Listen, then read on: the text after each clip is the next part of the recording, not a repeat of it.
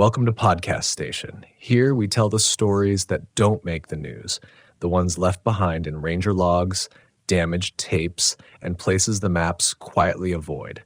What you're about to hear isn't just a story. It's a record of something that went wrong in the wilderness and what it did to the person who witnessed it. Listen closely all the way to the end. And when it's over, tell us in the comments what you think really happened and whether you believe he ever truly stopped recording. I had been standing alone beneath a canopy of lodgepole pine, my boots sunk into cold loam, listening to a silence that felt engineered, too complete, too deliberate. No insects, no distant creak, no owl testing the dark. Just the faint ringing in my ears that comes when the world withdraws and leaves you alone with your thoughts. I remember thinking, not for the first time, that silence in a forest is never empty. It is loaded. My name is Aaron Holt. I was 39 years old that season, a senior ranger assigned to a stretch of federally protected wilderness locals still referred to by its old name, the Black Needle Range.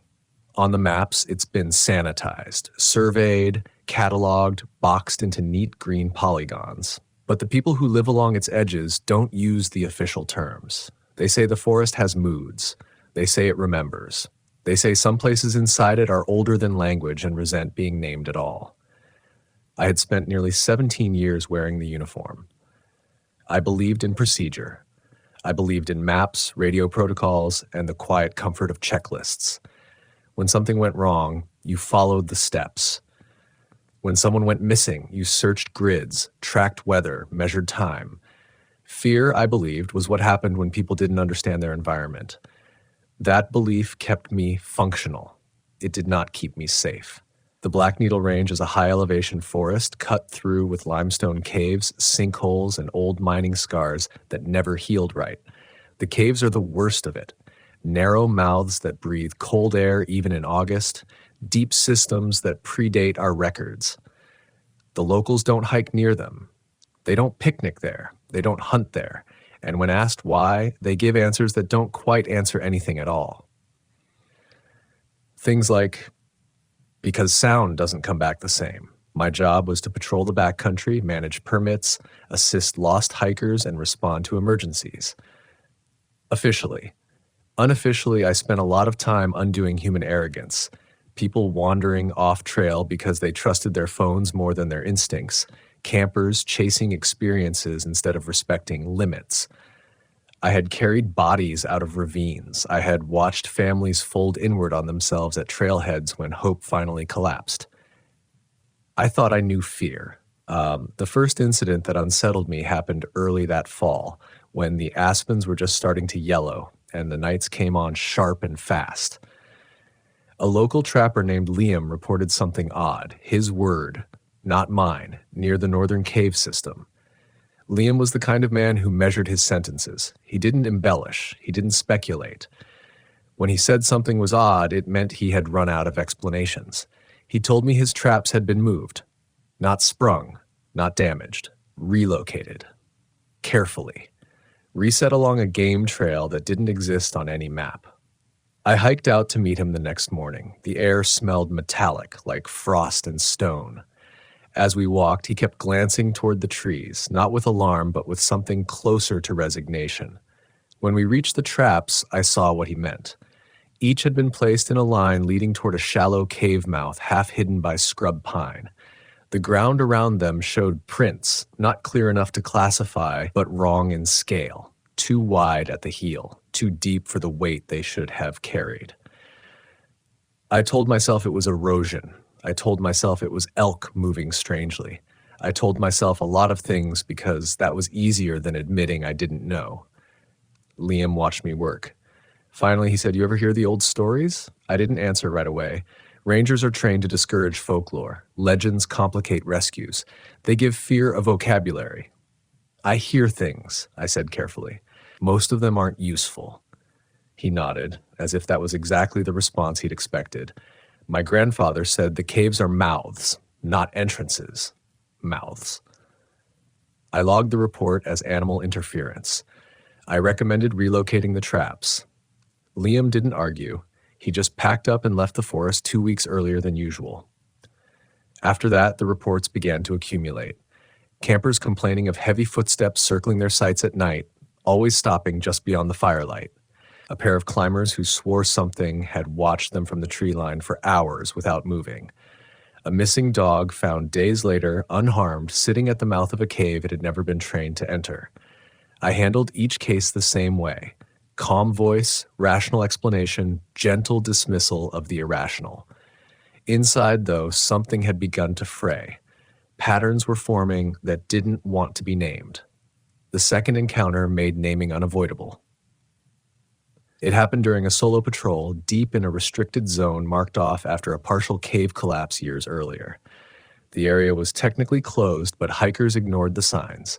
I was there to replace a damaged barrier and log GPS data. The sky had gone low and gray, pressing down on the treetops. Snow threatened, but hadn't committed. As I worked, I became aware of a sound that didn't belong. Not a growl, not a call. More like the low exhale of something massive controlling its breath. It came from uphill, slow and measured. I called out, identifying myself, the way we're trained to do. My voice sounded thin. The sound stopped. I waited. Minutes stretched. When I moved again, the sound moved too, maintaining distance, matching pace. I never saw it. I only felt the weight of its attention, like pressure against the back of my skull. My instincts screamed at me to leave, but my mind pushed back. There was no animal on record that behaved this way. No known species that stalked without closing. I reached the cave mouth before I realized where my feet had taken me. The opening was wider than I remembered. The stone darkened as if polished by use. Cold air spilled out, carrying a scent like damp fur and old earth. The sound, breathing, came from behind me now. Panic is not loud. It is precise. It narrows your options until only one remains. I backed away slowly, never turning, until my heel caught a root and I stumbled. In that instant, something shifted in the trees. I saw movement, tall, wrong in proportion, blotting out the gray light. Not charging, watching. I ran. I didn't stop until my lungs burned and the forest opened back into familiarity. When I looked back, there were no tracks, no broken branches, nothing I could photograph or log or explain. That night, alone in my cabin, I replayed the encounter again and again, searching for a rational anchor. Exhaustion, imagination, echoes in stone. But every explanation failed at the same point, the certainty I had felt. The undeniable knowledge of being assessed, not as prey, but as something trespassing. Sleep came in fragments, dreams filled with stone throats and breath in the dark. I told no one, not yet. Denial is a form of armor. It lets you keep walking into places you should avoid. It tells you that experience equals immunity. As the weeks passed, I wore that armor thinner and thinner, pushing deeper into the forest, closer to the caves, as if proximity would restore control. Instead, the forest began to respond. I started finding markers. Small piles of stones arranged in spirals near trail junctions, always near cave systems. I dismantled them, logged vandalism. They reappeared, more precise each time. My radio began to fail in specific areas, cutting out only when I neared certain hollows. Once, I heard my name whispered through static, stretched and distorted, spoken in a cadence that suggested practice. I told myself it was stress. I told myself I was projecting. I told myself I had a responsibility to remain rational. The cave waited. By the time winter closed in, the Black Needle Range had become a map of warnings I could no longer ignore. And still I went back, driven by a need I didn't fully understand, to face what I had sensed, to prove that reason could still stand in the dark. That need would carry me into the earth itself, into a place where sound does not behave and stories take on weight. And once I crossed that threshold, there would be no returning to who I had been. The cave did not announce itself with drama, no sudden drop in temperature, no cinematic echo. It was simply there one morning where the trees thinned unnaturally, its mouth half veiled by frost-coated brush, exhaling a steady breath that fogged the air in front of it. I had passed within 100 yards of that place dozens of times over the years and never noticed it. That alone should have stopped me. Instead, I felt something like obligation. I logged my entry point and left my truck farther back than protocol advised. Radios had been unreliable in that sector, and I did not want static cluttering my head. The snow was new and thin, just enough to record movement. I remember noticing my own boot prints looked smaller than usual, as if the forest had scaled itself up overnight. As I approached, the unease I'd been carrying for weeks sharpened into something more focused. This wasn't the broad anxiety of a storm coming in or a predator nearby. It was the sensation of being expected of arriving late. The cave mouth was tall enough that I didn't have to duck. The stone around it bore long, shallow striations that ran vertically, like something heavy had brushed past the rock again and again over time. I told myself it was mineral runoff. I told myself the same lie twice, hoping repetition would make it stick. Inside, the light fell away quickly. I switched on my headlamp and stepped forward, counting my breaths, noting details like I'd been trained to do. The walls curved inward, funneling sound. Each footstep returned to me altered, delayed just enough to feel wrong. The air smelled faintly of iron and wet fur. About 30 yards in, I found the first marker. It wasn't a cairn this time. It was a length of dead pine branch, stripped clean of bark and wedged horizontally into a natural crack in the wall, too high for most people to reach without effort.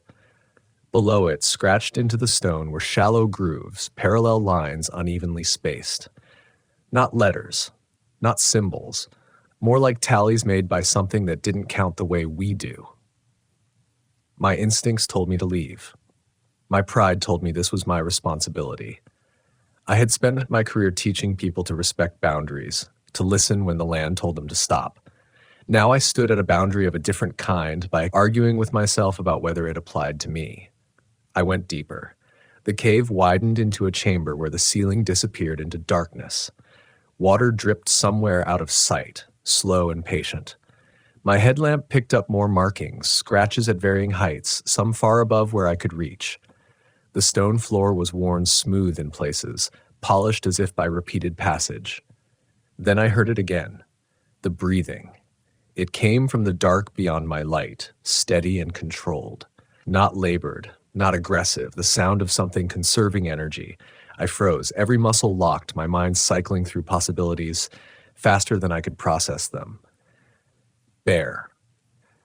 Elk. Echoes. None of them fit. Bears don't breathe like that. They huff, they snort, they vocalize. This was deliberate. I whispered out of reflex, identifying myself, my voice cracking in the open space. The breathing paused. In that silence, I became acutely aware of my own body, the rasp of my lungs, the pounding of blood in my ears. Then something shifted, a subtle change in pressure that made my headlamp flicker. I saw it then, not fully, not clearly. A silhouette resolving at the edge of the light. Tall, broad, shoulders rising and falling with each measured breath. The surface of it seemed to absorb illumination rather than reflect it, matte and uneven. I could not see a face, but I knew with a certainty that bypassed thought, that it was looking at me, time stretched. Panic rose, hot and electric, but underneath it was something colder. The realization that this encounter was not accidental, that whatever stood before me had been aware of me long before I ever sensed it. It stepped back into the dark. I did not chase it. I did not call out. I stood there shaking until the cold began to bite through my layers and survival instincts reasserted themselves. When I turned to leave, my headlamp caught movement on the wall behind me. Fresh marks, still damp, as if something had just brushed past the stone. The hike back to the truck felt endless. Every sound set my nerves alight. I checked my back trail repeatedly, half expecting to see massive prints overlaying my own. There were none. The forest had already erased any evidence that might have anchored the experience in reality. I reported the cave as unstable. I closed the area under safety protocols. It was the only way I could justify my actions without admitting what I had actually encountered. The paperwork was clean, the lie was tidy, the forest did not accept it. In the weeks that followed, the sense of being watched intensified. I would wake in the night, convinced something stood just beyond my cabin walls, listening. More than once, I found long strands of dark hair caught on the wire fence near the ranger station, coarse and unfamiliar. I sent samples to a lab under the guise of wildlife monitoring. The results came back inconclusive. Unknown mammal, no database match. Local people stopped meeting my eyes. Conversations ended when I approached. Liam left the county altogether. A woman at the general store finally said what others would not. You shouldn't have gone into that hole. Fear shifted inside me then, from denial to doubt. Doubt in my training, doubt in the systems I had trusted, doubt in my own memories. I began to question whether the forest had always been this way, and I had simply lacked the context to see it. The final incident came with a missing persons call. A teenage boy, camping with friends near the restricted zone, wandered off at night and did not return. Snow had fallen hard since, obscuring tracks. Search and rescue was mobilized. I was assigned to coordinate grid sweeps near the caves. As we worked, I felt it again, that pressure, that awareness. The cave mouth loomed closer than I liked, its dark opening stark against the white snow. As if in response, the forest fell silent. We found the boy at dawn. He was alive, sitting cross-legged at the edge of the tree line, eyes unfocused, lips blue with cold. He did not resist when we wrapped him in blankets. He did not ask questions. He kept staring toward the caves. Later, when I sat with him in the med tent, he finally spoke. He said something had followed him. Not chased, followed. He said it walked upright and breathed like a person trying not to be heard. He said it stood at the edge of his firelight all night, just watching, until dawn came and it stepped back into the trees. What did it want, I asked, already knowing the answer would not help. He swallowed hard. I think it wanted me to know it was there. That was when fear tipped into panic. Not for myself, but for everyone who believed the forest was a backdrop, a resource, a place to conquer or consume. I realized then that I was no longer a protector. I was a witness to something I could not control. And the forest, having been acknowledged, was not done with me yet. After the boy was airlifted out, I stood alone near the perimeter tape, watching the rotors fade into the low clouds. Snow drifted sideways through the trees, erasing the last evidence of our presence. The cave mouth sat beyond the boundary, dark and patient, as if it had been listening to every word spoken in its vicinity. I felt an urge to mark the spot more aggressively, to fence it, to post warnings so stark no one could ignore them. But a quieter, more disturbing thought followed close behind. It would not matter. That winter was the longest of my career. Patrols became exercises in endurance rather than routine. Radios failed more often. Compasses behaved oddly near the cave systems, needles wavering as if undecided about north. At night, from my cabin, I sometimes heard what sounded like footsteps pacing the tree line, never approaching, never retreating. Just enough movement to keep sleep shallow and fractured. I began to dream of the caves, not of being inside them, but of standing at their mouths, while something deep within exhaled, shaping the air into forms that almost resembled words. I would wake with my heart racing, convinced I had heard my name spoken with deliberate care. Doubt gave way to fear of a different kind, the fear of losing others. Every permit I approved, every trail I reopened in spring felt like a gamble with consequences I could not explain without sounding unhinged. I caught myself hovering at trailheads, studying hikers' faces, wanting to warn them without knowing how. You cannot tell people that the forest watches without undermining everything they believe about safety, about control. By early spring, the snowmelt revealed something new. Along a decommissioned trail near the largest cave system, I found tracks that did not belong to any known animal. They were bipedal, deeply impressed, with a stride too long and too even to be human. They led parallel to the trail for nearly a mile, never crossing it, never veering closer than 30 yards. An escort, not a pursuit. I followed them until the forest thickened and the ground grew rocky. There, the tracks stopped abruptly, as if whatever made them had simply ceased to exist.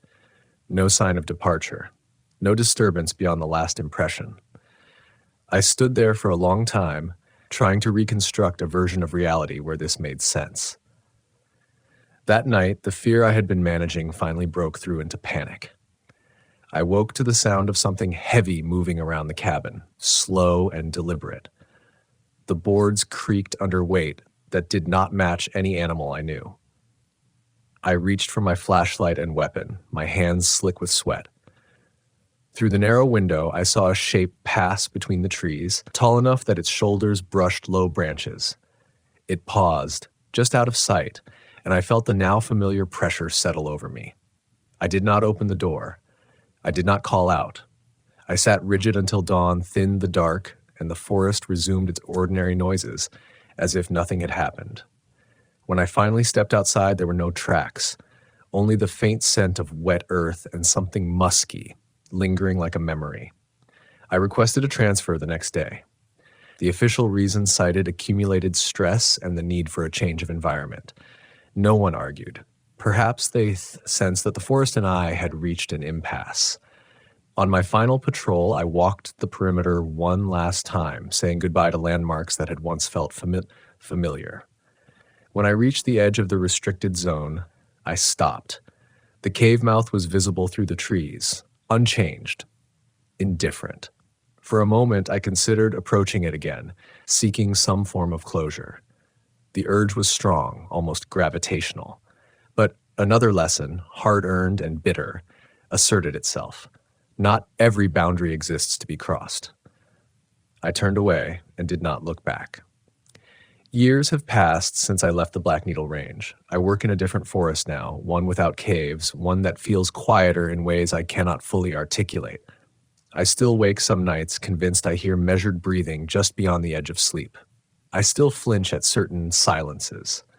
People ask why locals whisper about spirits in the pines, why some places never quite lose their reputation no matter how many signs are posted or trails rerouted. I tell them what I can without breaking faith with either side of the truth. I tell them the forest is older than us and not everything in it is meant to be understood.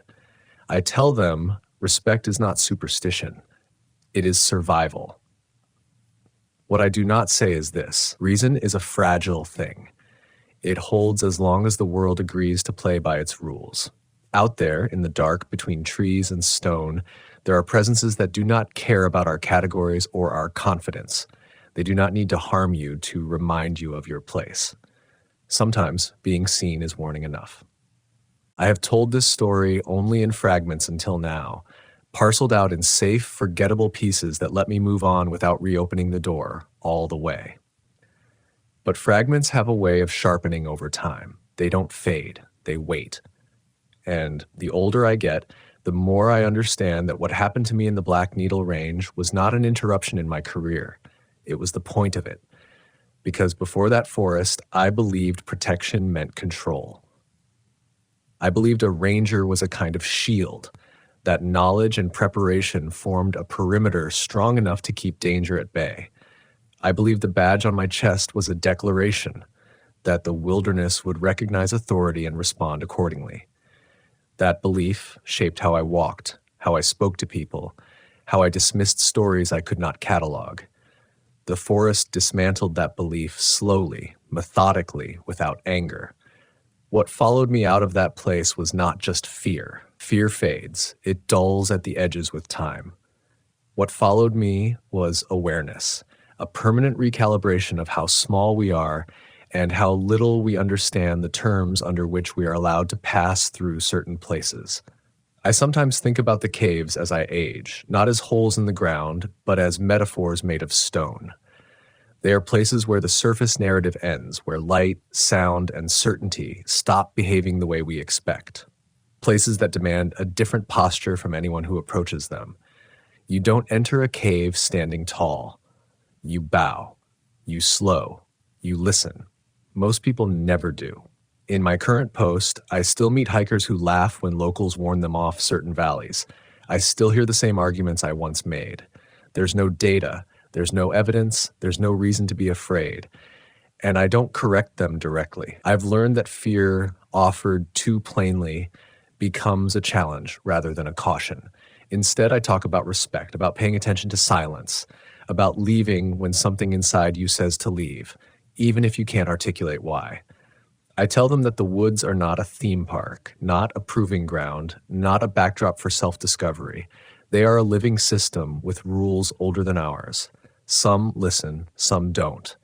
Every now and then, a new ranger will ask me why certain files are thin, why entire areas are marked with vague language like unstable terrain or limited access when satellite data suggests otherwise. I see curiosity in their eyes, the same confidence I once carried. I give them the official answer. And then, quietly, I add one more thing. I tell them that if the forest ever goes silent around them, they should stop moving. I tell them that if they feel watched without seeing anything watching, they should trust that feeling. I tell them that not everything dangerous announces itself with teeth or noise or violence. Sometimes, late at night, I replay that moment in the cave, the silhouette at the edge of my light, the deliberate breath, the sense of assessment. I no longer believe it wanted to harm me. That assumption was born from human fear, from our habit of equating the unknown with hostility. What I believe now is more unsettling. I believe it wanted me to understand my place. The forest did not chase me out. It did not need to. It showed me with quiet precision the limits of my authority and the fragility of my explanations. It allowed me to leave carrying the knowledge and the responsibility of having seen beyond the edge of what most people ever will. That is why the locals still whisper. They whisper because some truths are too large to speak loudly. Because naming something can feel like inviting it closer. Because once you acknowledge that there are presences in the world that do not require belief to exist, you can never fully go back to pretending the world is simple. The pines remember footsteps long after snow erases them.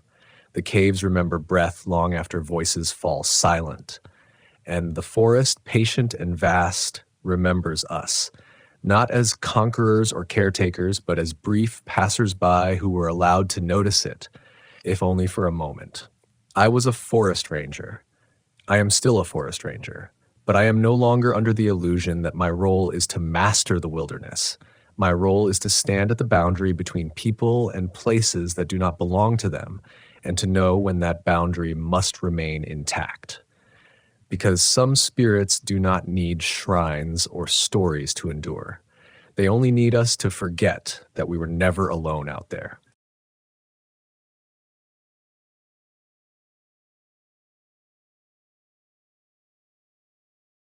The silence of the high Sierras doesn't sound like nothing. It sounds like a weight, a heavy velvet pressure that pushes against your eardrums until you start to hear the rhythm of your own blood just to fill the void. I've spent 24 years walking beneath the canopy of the Tahoe National Forest, a place where the granite peaks tear at the sky like broken teeth and the pines grow so thick that noon can look like twilight if you wander off the blazed trails. My name is James, and at 52, my face is a map of every winter freeze and summer drought this range has thrown at me.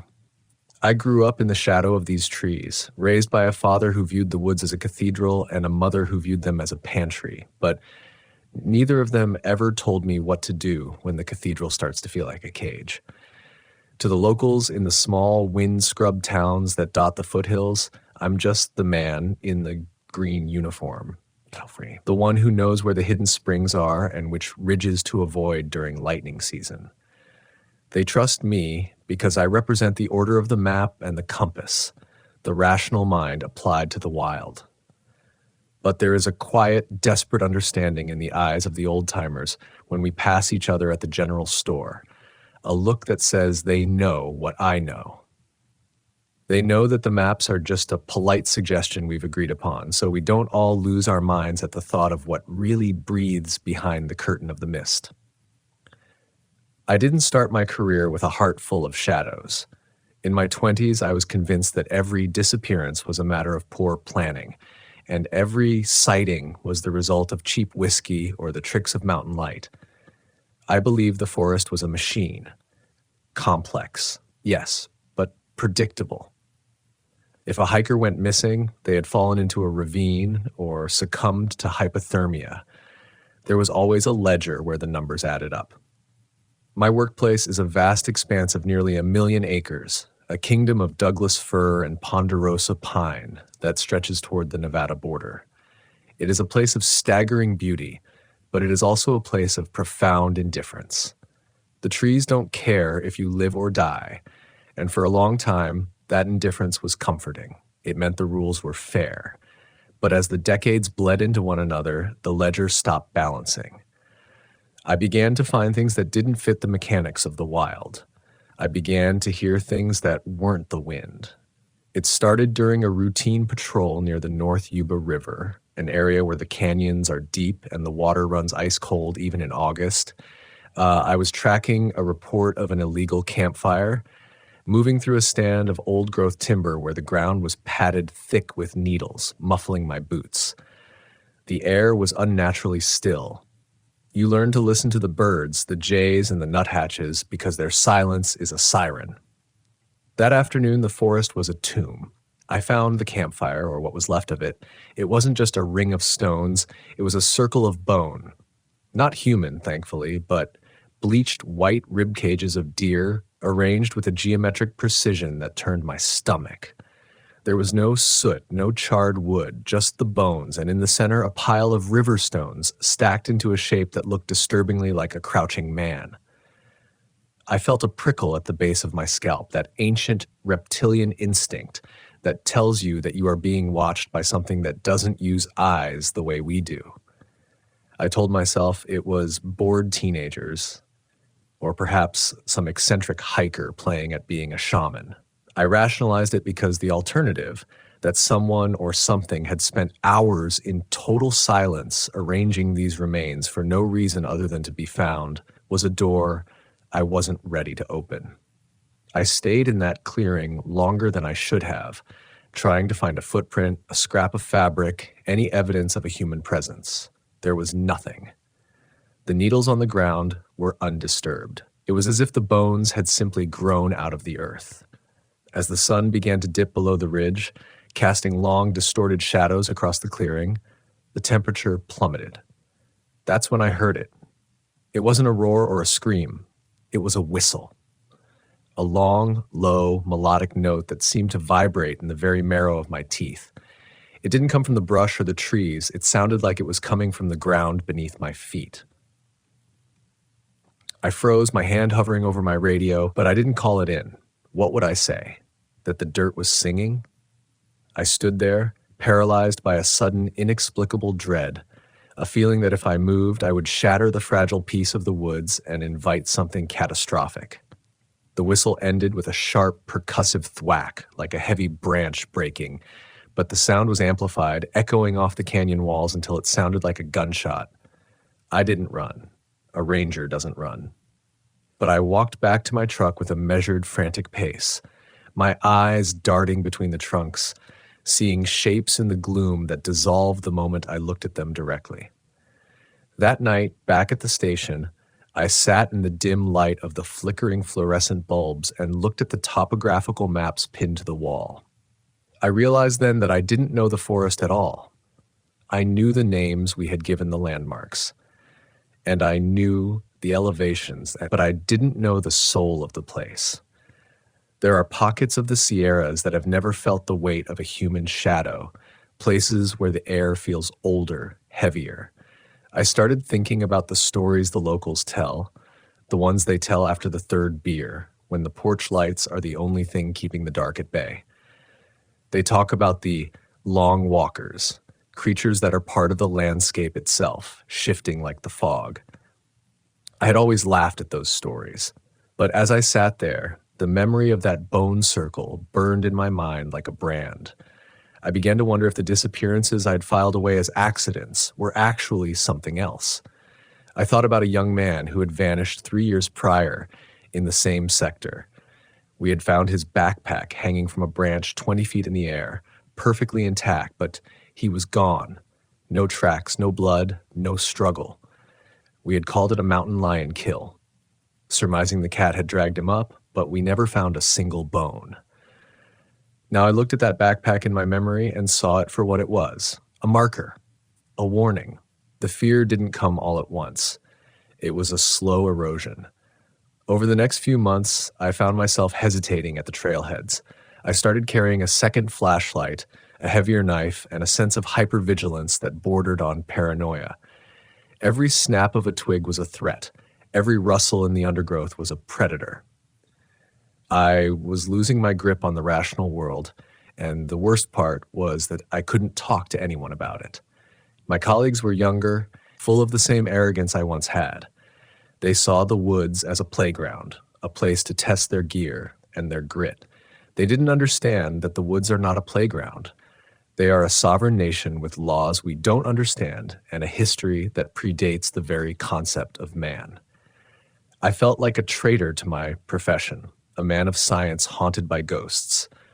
But the ghosts were becoming more frequent, more tangible.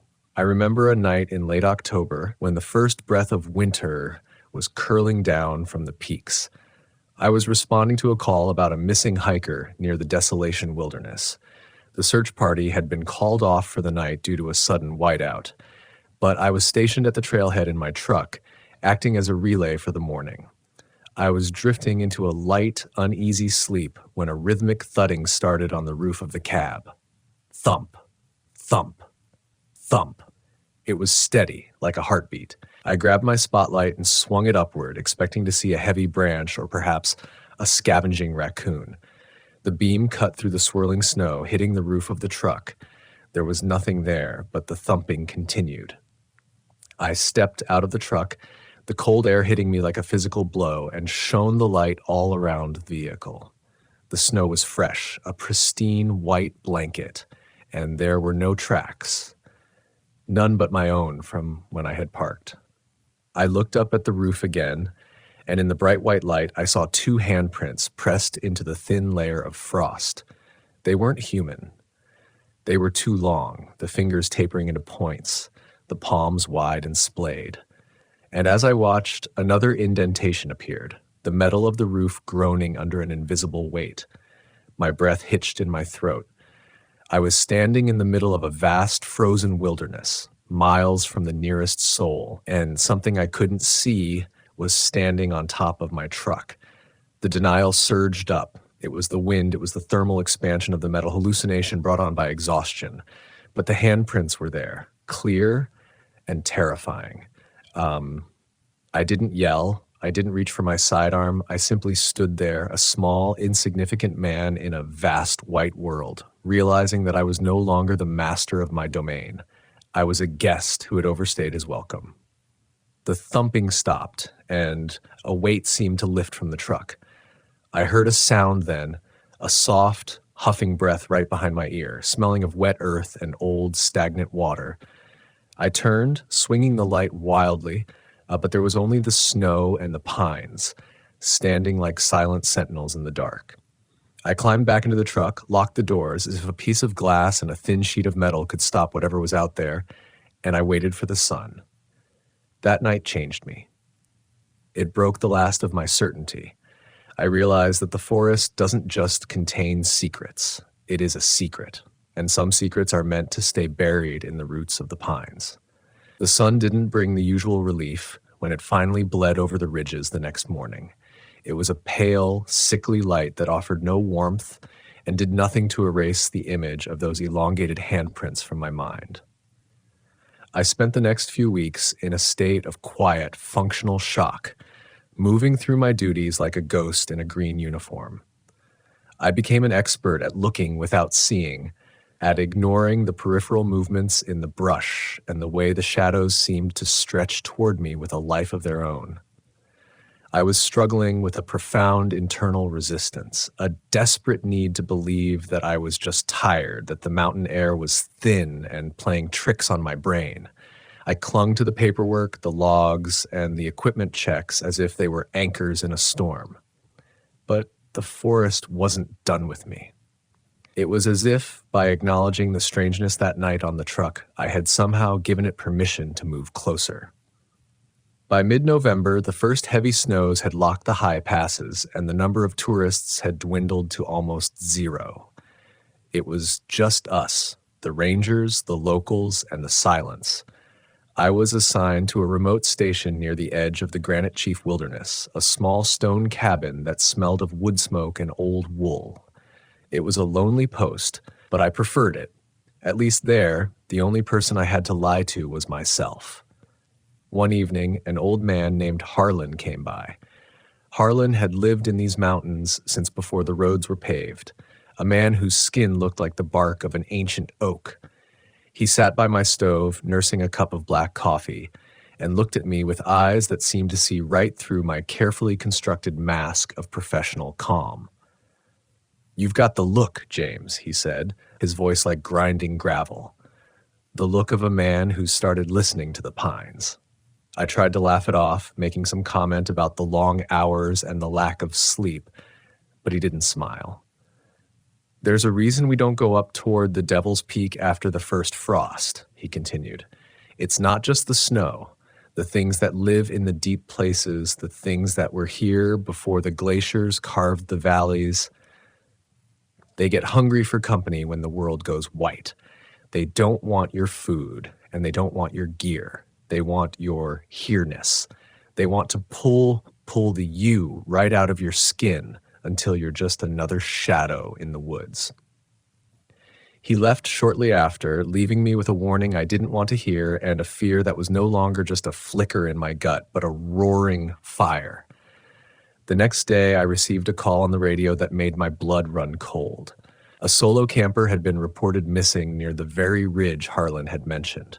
Against my better judgment, against the primal scream in my head telling me to stay in the cabin and bolt the door, I gathered my gear. I told myself it was my job. I told myself that if I didn't go, I was a coward. But deep down, I knew I was going because I needed to see if Harlan was right. I needed to know if the fear was real or if I was simply losing my mind. The hike up toward Devil's Peak was brutal. The wind howled through the passes, whipping the snow into blinding curtains of white. As I climbed, the landscape began to distort. The trees looked less like plants and more like skeletal hands reaching out of the earth. I found the camper's site 3 miles in. It was a scene of clinical, terrifying neatness. The tent was still pitched, the sleeping bag laid out, a book open on the small camping stool, but the camper was gone. And just like before, there were no tracks leading away. I began to circle the site, my heart hammering against my ribs like a trapped bird. I found a small trail of items dropped with terrifying regularity. A compass, a glove, a whistle.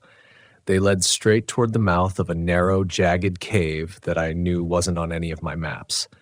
It was a black tear in the side of the mountain, exhaling a breath that was warmer than the surrounding air, a damp, mineral smell that reminded me of a cellar. I stood at the entrance, my flashlight beam swallowed by the absolute darkness within. I should have turned back. I should have called for a full search and rescue team. But a voice in my head, one that didn't sound like my own, whispered that the camper was just inside, waiting for me. I stepped into the dark. The cave didn't behave like a natural formation. The walls were too smooth, the turns too deliberate. As I moved deeper, the sound of the wind outside died away, replaced by a heavy, pulsing silence. I called out the camper's name, but my voice didn't echo. It felt like the air was absorbing the sound, eating the words before they could leave my lips. I reached a large chamber where the ceiling soared out of sight. My light hit something in the center, a massive, matted shape huddling on the floor. At first, I thought it was a bear, but as the light raked over it, I saw the proportions were all wrong. It was covered in hair, the color of dead moss, and it was hunched over a pile of something white. I realized with a jolt of pure, unadulterated terror that the pile was bones. Hundreds of them, all polished and clean, arranged in the same geometric circles I had seen in the forest months before. The creature didn't turn around. It didn't growl. It just sat there, and I realized it was vibrating. It was emitting that same low melodic whistle I had heard by the river, a sound that felt like it was trying to dismantle my very bones. The fear I felt then wasn't the fear of dying, it was the fear of being forgotten. I felt my memories starting to slip away. The face of my mother, the layout of my cabin, the name of the forest. I was being unmade. I realized that this was what Harlan meant. This thing wasn't a predator in the biological sense. It was a predator of the soul. It was a hole in the world, and it was trying to pull me in. I felt a wave of denial crash over me. This isn't real. This is a dream. I am in my bed at the station, but the smell of the damp earth and the vibration in my teeth were too vivid to be a dream. I forced myself to move. Every muscle felt like it was made of lead. I backed away, my eyes fixed on the hunched, mossy back of the creature. It never moved, never acknowledged my presence, yet the whistle grew louder, more complex, until it sounded like a dozen voices singing a dirge. I stumbled, my boot catching on a loose stone, and the sound I made felt like a thunderclap in the oppressive quiet. The creature stopped whistling. The silence that followed was worse than the sound. I didn't wait to see it turn. I turned and ran, my flashlight beam dancing wildly against the smooth walls. I didn't care about being a ranger. I didn't care about the camper. I only cared about the light at the end of the tunnel. I burst out of the cave into the freezing air, the snow hitting my face like a blessing. I didn't stop running until I reached my truck, my lungs burning, my vision blurred by tears I didn't remember shedding. I drove back to the station in a trance, the heater blasting, but I couldn't stop shivering. I never reported the cave. I never mentioned the creature. I told the authorities I found the abandoned campsite, but no trace of the hiker. They eventually closed the case, another unexplained disappearance added to the files. But I couldn't close the case in my mind. I had seen the source of the rot. I had seen what the forest was hiding beneath its beautiful, indifferent skin. In the weeks that followed, the conflict within me grew into a chasm. I began to doubt everything, my senses, my sanity, the very ground I walked on. I looked at the locals and wondered which of them had also stood at the edge of that black hole and come back, changed. I saw the way they watched the tree line, not with the curiosity of a tourist, but with the weary vigilance of a soldier in a trench. I was one of them now. I was no longer a protector of the forest. I was a survivor of it. The spirits of the pines weren't just stories to me anymore. They were a reality that made the modern world feel thin and flimsy, like a piece of paper held up against a hurricane. I knew I couldn't keep doing this. I knew the forest was calling me back, that the whistle was still echoing in the back of my skull, waiting for the right moment to pull me back into the dark. The winter deepened, and with it, my isolation. I found myself sitting in my truck for hours at trailheads, staring at the wall of green and brown, waiting for the trees to move. I was no longer looking for lost hikers or fire hazards. I was looking for the glitches in the world. The internal resistance I had once felt, the voice that told me to be rational, had been replaced by a pervasive, suffocating doubt. I doubted the strength of my own mind. I began to wonder if the creature in the cave hadn't actually taken something from me, a piece of my essence that I couldn't name but could feel the absence of, like a phantom limb. I felt hollowed out, a vessel for the forest's secrets. My next encounter came in December during the quiet week before Christmas. The snow had stopped, leaving a world of blinding, crystalline white under a sky so blue it looked like polished glass. I was patrolling the eastern boundary of the park, near an old mining settlement that had been reclaimed by the Pines back in the 1920s. It was a place of rotting timbers and rusted machinery, a graveyard of human ambition. The locals avoided it, saying the ground there had a sour taste. I was checking on the structural integrity of a historical marker when I saw her. She was standing in the middle of a clearing, maybe 50 yards away. A woman in a red jacket, perfectly still. My heart lurched. It was too cold for someone to be standing still like that without gear. I called out, my voice sounding thin and brittle in the crisp air. She didn't turn. I started toward her, my boots crunching through the crust of the snow. As I got closer, the details began to blur. It wasn't that the air was foggy. It was as if my eyes couldn't focus on her. She seemed to shimmer, her form shifting like heat haze on a summer road. "Ma'am?" I called again, my hand instinctively reaching for the radio. "Are you all right? Do you need assistance?" When I was 20 feet away, she finally turned. But there was no face.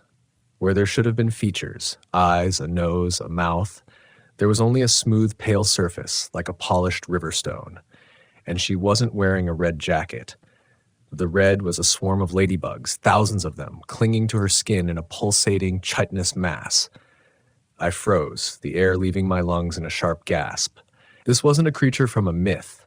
This was a mockery of a human being, a physical manifestation of the forest's indifference to our form. It didn't attack. It didn't move toward me. It simply stood there, and I felt a wave of grief wash over me that wasn't mine.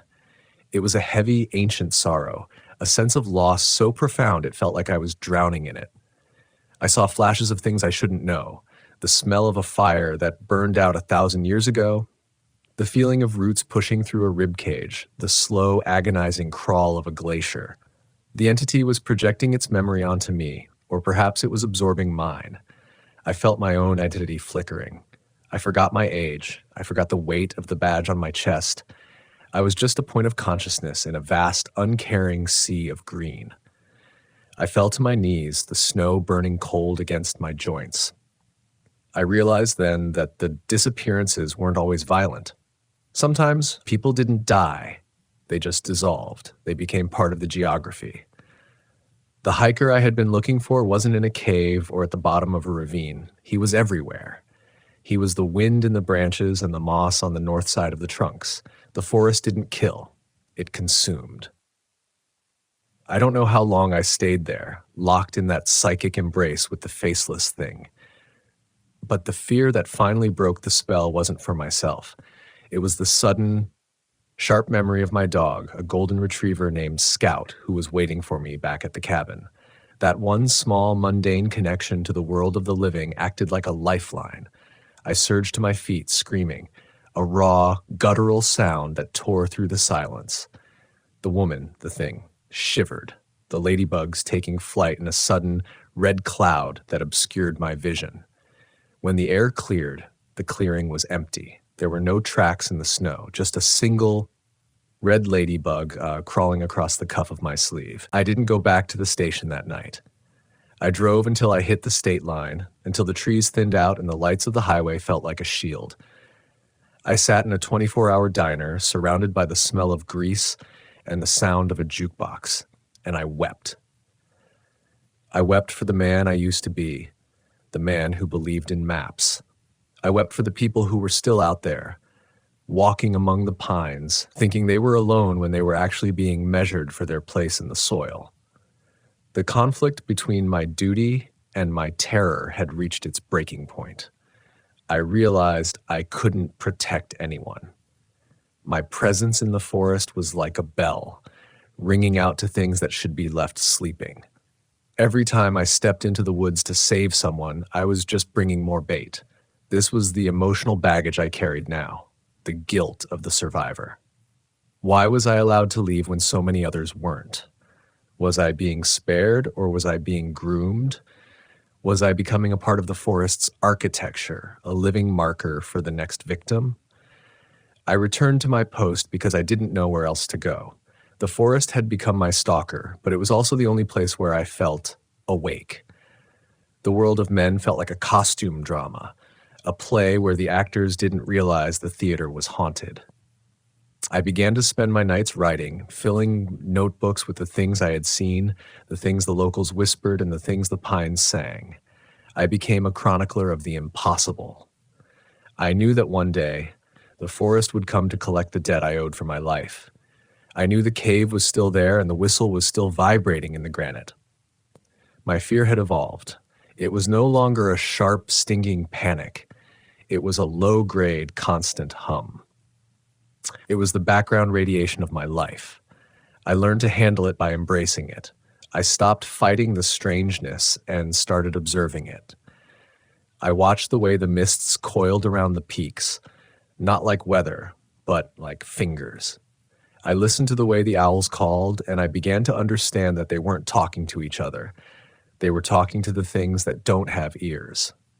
I learned to navigate the woods by instinct, avoiding the thin places where the reality was frayed. I was surviving, but I was no longer whole. I remember a young ranger, barely 21, who was assigned to shadow me for a week in the spring. He was full of life, talking about his degree in forestry and his plans for the future. He looked at the Tahoe National Forest and saw a resource to be managed. I looked at it and saw an ocean that could swallow him whole without leaving a ripple. I wanted to tell him to run. I wanted to tell him to go find a job in a city somewhere with concrete and streetlights that never go out. But I looked at his eyes, bright, hopeful, and blind, and I realized he wouldn't believe me. He had to find his own cave. He had to hear his own whistle. "Keep your eyes on the ground, son," I told him as we stepped onto the trail. "And if the wind starts to sound like it's saying your name, don't answer. Just keep walking." He laughed, thinking I was hazing him, giving him the spooky ranger routine. I didn't laugh back. I just adjusted my pack and stepped into the shadows, feeling the familiar weight of the trees settling over my shoulders like a shroud. I was home, and I was in a cage, and I knew that soon the story would have to end. The spring thaw didn't bring life back to the Sierras. It only uncovered what the winter had tried to hide. As the snow retreated, the forest floor revealed a macabre harvest of the lost. A single boot here, a rusted locket there, items that felt like offerings left on an altar of dirt. I was 54 now, and my joints ached with a cold that no fire could touch. I had become a man of rituals. I never entered the woods without a pocket full of salt, not because I believed in old superstitions, but because I needed to believe that there was still a boundary between me and the wild. My internal conflict had reached a state of frozen equilibrium. I was a man who hated the forest but could no longer breathe outside of its shadow. I had become the very thing Harlan warned me about, a man whose here-ness was being slowly siphoned away, replaced by the heavy, silent wisdom of the pines. The final escalation began on a Tuesday, a day so ordinary it felt like a trap. I was patrolling the Dead Man's Basin, a low-lying valley where the air always felt 5 degrees colder, and the water in the creeks tasted of copper. I wasn't looking for anything in particular, just marking trees for a controlled burn that I knew would never happen. The forest was too wet, too stubborn to burn. As I worked, the sky began to bruise, turning a deep, sickly purple. A storm was coming, but it wasn't a storm of wind and rain. It was a storm of static. My radio began to hiss, a white noise that slowly resolved into a sound I hadn't heard in years, the voice of my mother calling my name from the speaker. "James," the radio crackled, her voice clear and sweet, just as it had been when I was 6 years old. "James, dinner's ready. Come in from the trees." My heart stopped. My mother had been dead for 2 decades. I stared at the plastic device on my shoulder as if it were a venomous snake. The denial was gone. There was no room for it anymore. I knew the forest was using her, reaching into the attic of my mind and pulling out the one thing that could still make me vulnerable. I didn't answer. I turned the radio off, but the voice didn't stop. It began to come from the trees themselves. Every pine, every fir, every rustling leaf was whispering her words. "Come in, James. Come in from the trees." The fear that hit me then was a physical weight, a crushing pressure that forced me to my knees. It wasn't the panic of a hunted animal. It was the terror of a child who realizes the dark isn't empty. I looked up and the canopy seemed to be closing in, the branches knitting together to blot out the dying light. The ground beneath me began to pulse, a slow, rhythmic throb that matched the heartbeat of the thing I had seen in the cave. I realized that I wasn't in the forest anymore. I was inside the creature. The entire million-acre expanse was a single sentient organism, and it was finally tired of watching me. It wanted to fold me into itself. I saw the hiker I'd lost years ago. He was standing between 2 massive redwoods, his skin the color of lichen, his eyes replaced by 2 small, glowing fungi. He wasn't dead, but he wasn't human. He was a cell in the body of the woods. He beckoned to me, his movements jerky and unnatural, like a puppet on invisible strings. Behind him, the woman with the ladybug skin emerged from the shadows, her faceless head tilting in a mockery of curiosity. They weren't there to kill me. They were there to welcome me home. The whistle started then, the low, melodic vibration that had haunted my dreams. It was so loud now that my nose began to bleed, the red drops disappearing into the thirsty soil before they could even stain the needles. I felt my memories being pulled out of me again, the smell of my father's tobacco, the feeling of my first dog's fur, the taste of a cold beer after a long shift. They were being harvested, added to the collective memory of the pines. I was losing the battle. My identity was a sandcastle being washed away by a rising tide of green. But then I felt a flicker of something else. Not hope, not bravery, but a cold, hard defiance. I thought of the journals I had written, the notebooks hidden beneath the floorboards of my cabin. I realized that as long as those stories existed, the forest couldn't truly have me. My here-ness wasn't just in my flesh. It was in the truth I had recorded. I reached into my pack and pulled out a flare, the one tool of man that the forest truly despised. It was a small plastic tube, a symbol of the fire we used to keep the darkness at bay. I didn't fire it into the air. I held it against my own palm and struck the cap. The white-hot magnesium flared to life, a scream of artificial light that tore through the psychic gloom. The entities recoiled, their forms blurring as the harsh chemical glare burned away the illusions. The whistling turned into a shriek of feedback, a sound of grinding stone and snapping wood. The pain in my hand was the most real thing I had ever felt. It was a tether anchoring me to the world of physics and biology. I used that pain to crawl. I crawled through the needles, through the mud, through the mocking whispers of my mother's voice, never letting the flare go out. I don't remember reaching my truck. I only remember the feeling of the steering wheel beneath my charred hand and the sight of the headlights cutting through the mist like twin swords. I drove until the engine died, until I was back in the world of gas stations and streetlights. I spent 3 months in the hospital, my hand a mass of scar tissue, my mind a fractured mirror. They told me I had suffered a nervous breakdown brought on by isolation and the harsh conditions of the Sierra winters. They gave me a medal for my years of service and a pension that was meant to keep me quiet. I live in a small apartment now, far from the mountains. I keep the lights on at night, and I never, ever go near a park.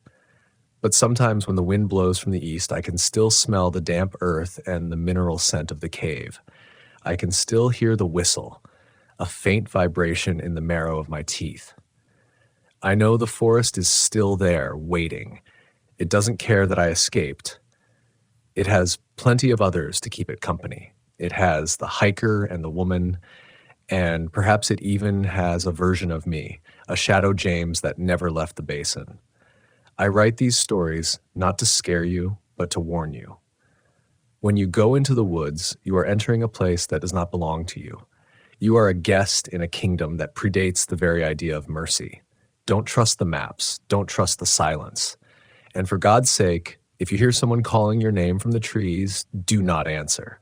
The forest is beautiful. Yes, it is awe-inspiring and majestic. But so is a tiger, and so is a hurricane. We have forgotten that nature isn't our mother, it is our ancestor, and it is old, and it is hungry. I left my soul in the Tahoe National Forest, tucked between the roots of a ponderosa pine, and though I am safe in this room of concrete and glass, I know the truth. The trees are not just standing there. They are waiting for the world to go quiet again so they can take back what we stole. Until then, they will continue to whisper, and the locals, the ones who know, will continue to listen, looking at the tree line with the weary, knowing eyes of the doomed. Stay on the path. Keep your fires bright. And remember, the pines don't just have spirits, they have memories, and they never, ever forget a face. I hope this script provides the soul-stirring and terrifying narrative you need for your channel. Would you like me to develop a series of shorter field log style prompts based on this world? I never planned to record this. If you're hearing it, then either I didn't make it out or I made a decision I swore I wouldn't, leaving something behind that could pull someone else into the same gravity well that caught me. The first thing you need to understand is that the forest did not attack me. It responded. I've been a federal ranger for 17 years. Most of that time was spent in places people don't visit on postcards, transition zones between forests and high desert, regions where maps thin out and radio repeaters fail without explanation. I chose this work because it rewarded distance, solitude, the idea that if you followed procedure and respected the land, you could coexist with it. That belief lasted until the winter they lost a boy named Caleb Horn. Caleb was 9. He vanished from a campground less than 40 yards from his parents' RV. No screams. No tracks beyond his own boot prints ending at a dry creek bed that hadn't carried water in months. We searched for 6 days. Dogs refused the scent. Helicopters circled nothing. On the 7th morning, I found his hat folded neatly on a stump, dry despite the frost. It smelled wrong. Not rot, not smoke. Something metallic and sweet, like burned hair mixed with pennies. I told myself it was animal interference. I told myself a lot of things. The case closed without a body. It never closed in me. I transferred after that. New district, new badge number, same uniform, same dirt under my nails. The place they sent me was listed as low incident, a vast tract of mixed pine and scrubland bordering an old mining corridor abandoned before the war. No towns for miles, a handful of seasonal rangers, locals who didn't talk much but watched everything. On my first day, the station chief told me one thing off the record. If the ground talks to you, don't answer back. I laughed. I shouldn't have. The first few weeks were quiet in the way that makes your ears ring. No birds after dusk, no insects at dawn. The forest felt staged, like a set built around me. I logged it as seasonal migration shifts, temperature inversions, anything with a name. But there were other things, subtle ones. Footfalls that matched my pace exactly when I stopped to check trail markers. A low vibration under my boots like distant machinery, even in areas where seismic surveys showed nothing. Sometimes my radio would pick up breathing between transmissions, slow, patient, not synced to any human cadence. I replaced the unit twice. The first disturbing event happened on a routine patrol near an unmarked ravine. The maps showed nothing there. No trail, no drainage, just contour lines pressed together like the land was embarrassed by itself. I smelled sulfur before I saw anything. Not strong, faint, threaded through pine sap and cold soil. The temperature dropped sharply as I approached the edge. Frost rimed the rocks despite the sun. When I leaned over, the ravine seemed deeper than physics allowed. The walls weren't stone, they were smooth, almost organic, with striations that caught the light and shifted when I blinked. Something moved down there. Not fast, not slow, intentional. I stepped back. My chest tightened as if hands pressed inward from the ribs. I told myself, altitude sickness, panic, old guilt resurfacing. I marked the coordinates anyway. When I returned with another ranger 2 days later, the ravine was gone. Flat ground. Pines growing where there should have been nothing but a drop. The soil was warm to the touch, like it had just exhaled. That night, I dreamed of Caleb. He stood at the edge of my bunk, hatless, face blurred like a reflection disturbed by rain. He asked me why I didn't listen when the ground tried to give him back. I woke with the smell of wet fur in my mouth and a pressure on my chest that didn't fade until morning. Incidents escalated. A hiker reported voices calling his name from under a frozen lake. He followed them until the ice cracked beneath him, then stopped because the voice changed, matched his own. A trail cam captured silhouettes standing between trees too narrow to hide a person, motionless for hours, vanishing only when the camera battery died. We found a collapsed mine entrance sealed with poured concrete, stamped with no agency markings. Fresh fingerprints pressed outward from the inside. I started reviewing old logs. Redacted reports. Disappearances categorized as voluntary departure, with coordinates clustered like a rash around the mining corridor. Names scratched out. dates overlapping mine closures and military exercises that officially never occurred. I asked questions. I was told to take leave. Instead, I went back to the ravine site at night. The forest behaved differently after dark. Sound didn't travel, it tunneled. Every noise felt directed, intentional. I felt watched, not by eyes, but by pressure, like standing under deep water. My flashlight beam bent subtly, edges fraying. The ground vibrated again, stronger now, sinking with my heartbeat. I knelt and pressed my palm to the soil. It was warm. It pulsed. A whisper rose from beneath my hand. Not words. A pattern.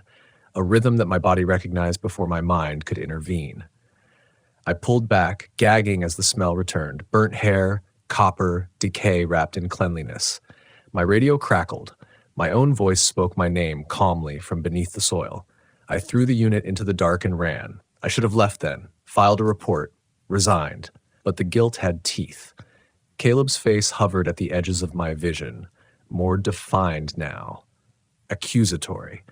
The forest had secrets, and I had a history of walking away from them. I couldn't do it again, not without knowing. 2 days later, a local named Harris approached me at the gas station outside the district boundary. He smelled of old smoke and iron. He told me his brother vanished in the mines in '82. Said the land doesn't take people. It trades. You hear it because it knows you owe, he said. Before I could ask more, he warned me never to follow anything underground that knows my name. That was when I realized the whispers had stopped saying it. They were saving it. I packed for a multi-day patrol and logged a route that avoided the corridor. Then I turned off my tracker and headed straight for it.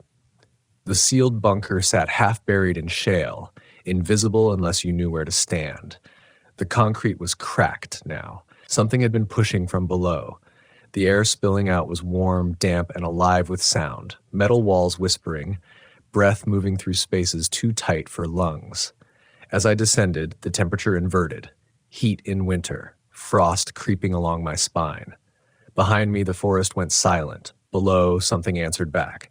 I descended with my hand on the wall, not for balance, but to feel it breathe. The bunker stairwell sloped at an angle that made my inner ear protest, as if gravity itself was misfiled down here. My light caught old signage half-scraped from the concrete, numbers without units, arrows pointing both directions, warnings written in a technical language meant to sound reassuring. The walls whispered continuously, metal-on-metal murmurs that resolved into patterns when I stopped moving. They quieted when I held my breath. At the bottom, the stairwell opened into a corridor wider than the bunker should have allowed. The smell intensified. Not rot. Preservation gone wrong. The floor vibrated faintly, like a generator idling somewhere beyond hearing. I told myself this was a ventilation artifact, an old installation repurposed, a mine expansion misremembered. My mind kept reaching for nouns to pin the place down. It slipped every time. I found footprints, bare feet, small, impressed into dust that should not have held detail. They led away from the stairs and stopped abruptly, as if the person had stepped into air. Nearby, the wall bore scratches, long arcs carved inward, not out, as though something inside the concrete had tried to pull itself free. I pressed my ear to it, the whispering sharpened, consonants scraping together. A word formed and dissolved before I could grasp it. My name hovered at the edge of recognition and then retreated, coy. The corridor branched. One passage sagged, timbered like an old mine drift, the supports blackened and polished by touch. The other was newer. Smooth walls, conduits sunk flush, doors without handles. I chose the older path because it smelled less like antiseptic failure and more like earth. Halfway down, my flashlight flickered. The beam bent again, edges feathering as if the air itself resisted illumination. Something moved ahead, retreating when I advanced, approaching when I stopped. I never saw it directly. It occupied the negative space between sightlines. The first body I found wasn't whole, not broken either, arranged. Boots placed side by side, laces tied neatly, a jacket folded with care, ranger green faded to gray. Inside the jacket, the radio was still clipped, battery corroded to chalk. I recognized the name scratched into the casing. Seasonal hire, 5 years ago. Missing, presumed fell into a ravine during a storm that never materialized. The smell here was clean, cold, no decay, preservation again, but selective. A sound rose behind me, footsteps matching mine, delayed by a half-second. When I turned, the corridor was empty. When I faced forward, my shadow lagged, moving when I didn't. I forced myself to breathe slowly, cataloging sensations like evidence, heat radiating from the walls, the vibration now syncing with my pulse again, the whispering resolving into layered murmurs, each at a different depth, like voices trapped between floors. I told myself auditory pareidolia, stress response, trauma resurfacing. My hand shook anyway. Further on, the tunnel opened into a chamber carved into bedrock. The ceiling vanished into darkness. The floor sloped gently toward a central depression filled with water, so still it looked solid. The reflection was wrong. It showed me older, thinner, eyes too large. When I raised my hand, the reflection lagged, then smiled. I stepped back and felt something brush my ankle. Light, deliberate. My heart stuttered. I did not look down. Voices began calling from beneath the water. Not shouting. Conversational. Names layered over names, some familiar, some not. Caleb's voice surfaced briefly, asking if I'd brought his hat.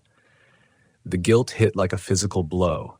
My chest constricted again, invisible pressure pressing inward until spots burst behind my eyes. I dropped to one knee and pressed my palm to the ground.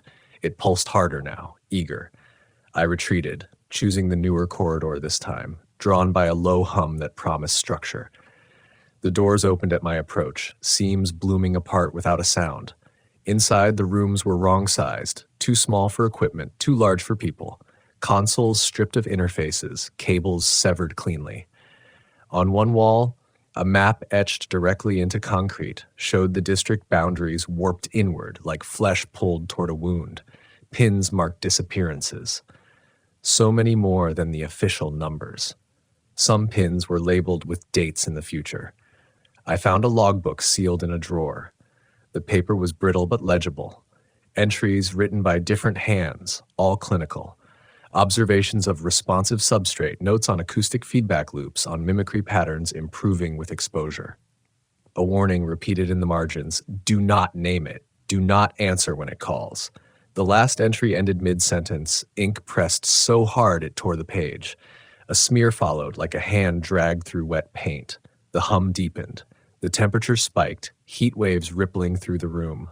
Frost crept along the far wall simultaneously, rhyme crawling like a living thing. My radio crackled, no signal, no battery, but my voice came through anyway, tired, coaxing. It listed my failures calmly, names, dates. It said the ground remembers every scream and that mine had weight. I fled.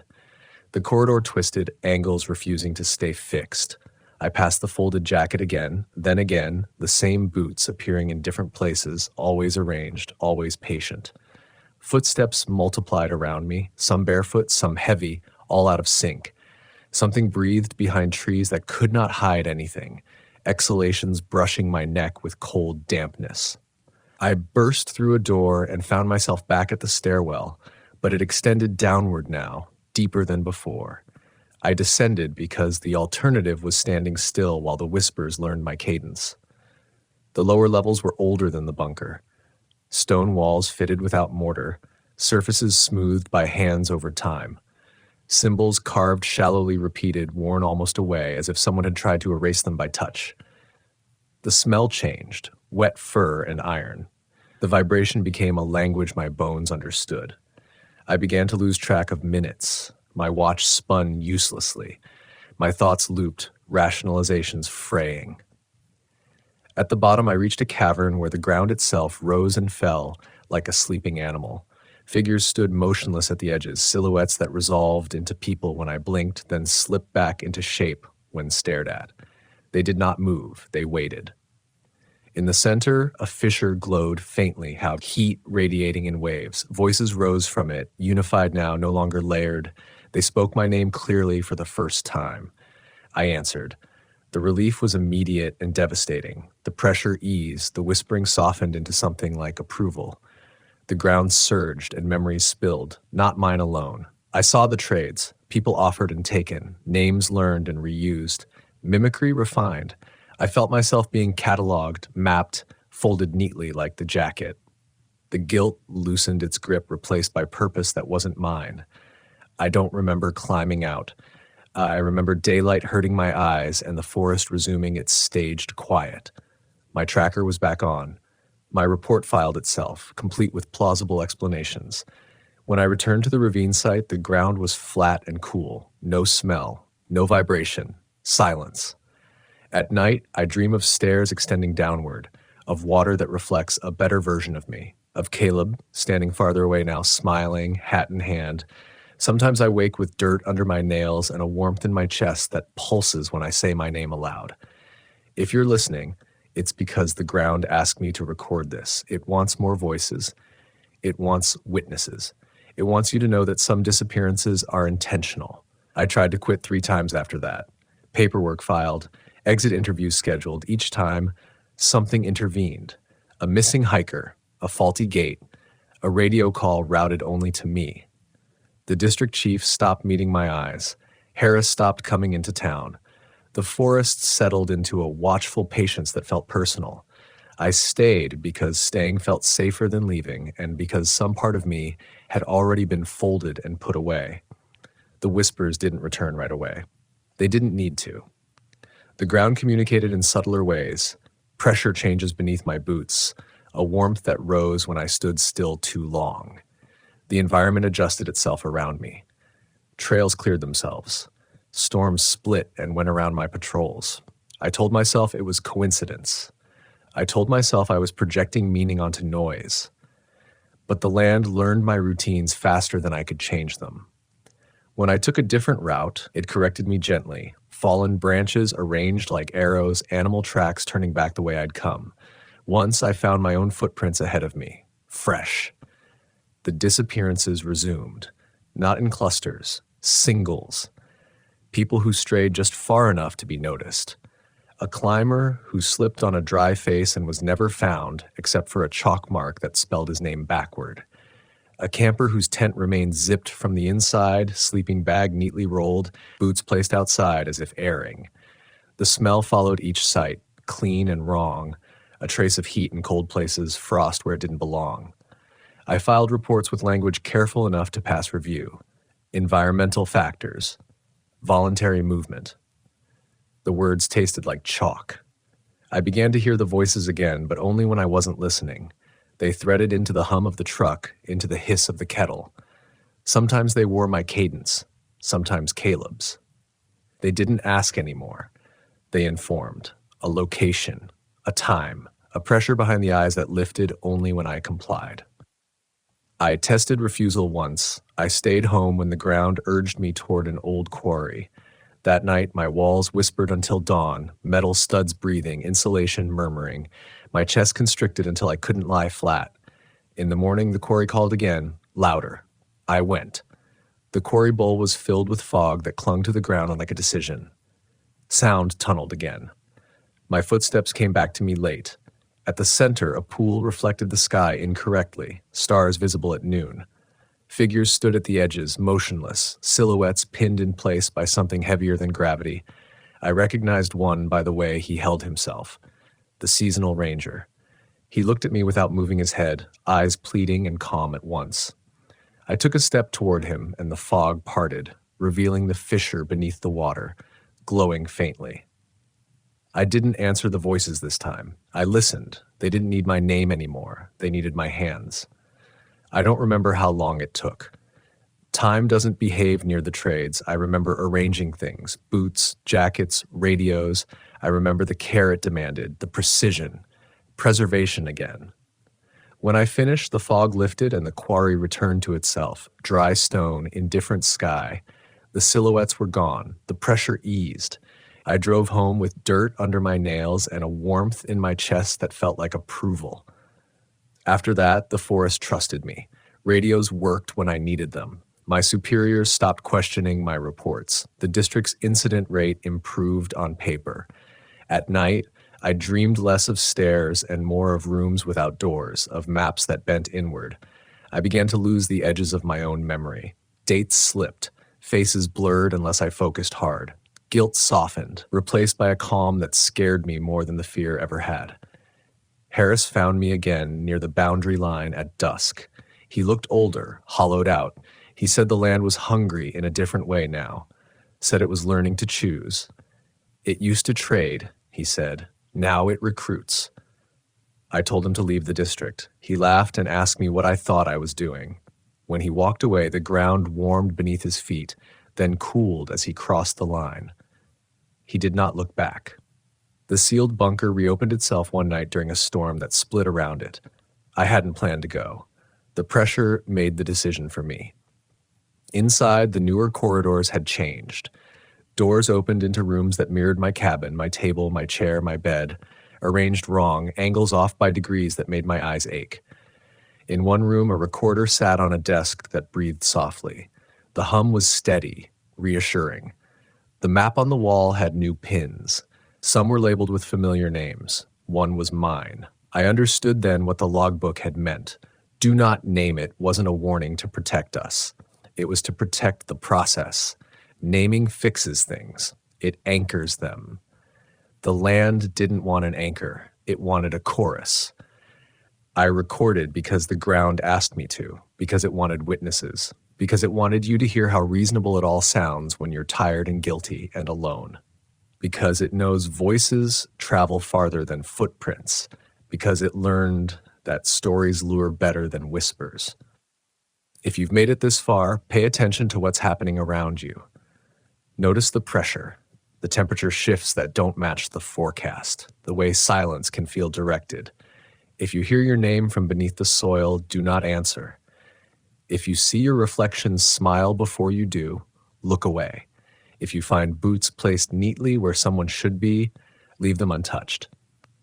I'm still a ranger on paper. I still patrol. I still tell myself I'm rational, but there are nights when the warmth in my chest pulses in time with the ground, and I know I've been cataloged completely. The forest keeps secrets, but it also keeps records. It remembers every scream, every name, every voice that learned its cadence. This isn't a confession meant to absolve me. It's an instruction manual written too late. The land doesn't take people. It trades, recruits, remembers. And now that it knows how to use voices like mine, it won't stop. If the ground answers back where you are, do not engage. Do not listen. Do not stay. Stay. I'm going underground now. The pressure says it's time. The warmth is strong. The recorder will keep running until it learns your cadence too. There will be no more sections after this. I don't know why I'm recording this. Maybe it's the same impulse that makes a dying man clutch at his throat, a futile grab for air that isn't there anymore. My name is Patrick. For 12 years, I was a lead law enforcement officer for the U.S. Forest Service, stationed primarily in the high Uintas and the jagged, nameless stretches of the Shoshone. You take a job like this because you love the silence or because you're running from a different kind of noise. For me, it was a bit of both. But the thing about the American wilderness is that it isn't silent. Not really. It's just waiting for the right frequency to speak. The Academy teaches you about animal behavior, jurisdictional boundaries, and the mechanics of a search and rescue. They don't teach you about the zones of exclusion. That's not a term you'll find in any manual. It's a whispered geography shared between veterans over lukewarm coffee in trucks with the heaters pinned to max. It refers to those pockets of the map where the topography doesn't quite match the satellite imagery. Places where the trees grow in spirals pointing toward a center that isn't there, or where the birds stop singing at 3 p.m. for no damn reason at all. I used to be a rational man. I believed in biology and physics. I believed that people went missing because they were ill-prepared, because they slipped on scree, or because a black bear got desperate. Then came the case of the Miller boy in 2014. That was the first crack in the glass. We found his boots 3 miles up a vertical rock face, laced tight, perfectly placed side by side, pointing north. No blood, no scuffs, no body. The terrain was impossible for a 7-year-old to climb without gear. When I looked through my binoculars at those boots sitting on that ledge, I felt a physical weight press against my chest. It was the first time I felt the forest looking back at me. Not an animal, not a person, the space itself. I'm sitting in a cabin now, 300 miles from the nearest trailhead, and I still keep my back to the wall. I have a 12 gauge across my lap and enough caffeine in my system to keep my heart hammering like a trapped bird.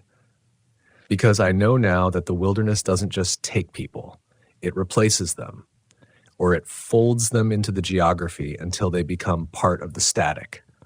It started in earnest last October. I was assigned to a restricted sector near the Cabinet Mountains, an area officially closed due to unstable soil conditions following a supposed seismic event. We all knew that was a lie. There had been no tremors recorded. The real reason was the disappearances of 3 surveyors who had been marking old-growth timber. They hadn't just vanished. Their radio transmissions during their last hour were nothing but a rhythmic, metallic clicking that matched the cadence of human speech, but lacked the soul of it. The first day on site, the air felt thick, like walking through shallow water. I was with Miller, a guy who'd been in the service since the Reagan era, a man whose skin looked like cured leather and whose nerves were supposedly made of iron. We were setting up a perimeter near a trailhead that led toward a series of unnamed granite peaks. The silence was absolute. No wind in the pines, no insects, just the sound of our own boots crunching on the dry needles.